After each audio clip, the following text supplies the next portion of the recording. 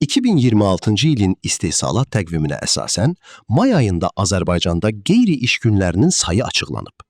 ONS TV xəbər verir ki, 9 mayın faşizm üzərində qələbə gününün şənbə gününə düşməsi səbəbindən Əmək Məcəlləsinə uyğun olaraq 11 may bazar ertəsi də qeyri-iş günü elan ediləcək. Bununla da 9, 10 və 11 may tarixləri ardıcıl istirahət günləri olacaq. Eyni zamanda mart ayında olduğu kimi mayda da 2 bayram, Qurban Bayramı 27-28 may tarixləri və Müstəqillik günü 28 may eyni dövrə təsadüf edir. Bu səbəbdən 29 mayda qeyri-iş günü sayılacaq.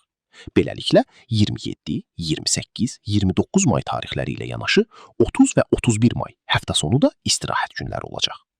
Nəticədə may ayında şənbə-bazar günləri də daxil olmaqla ümumilikdə 14 gün qeyri-iş günü olacaq. Növbəti iş günü isə 1 iyun tarixindən başlayacaq. Əli Məmmədli, ONS TV.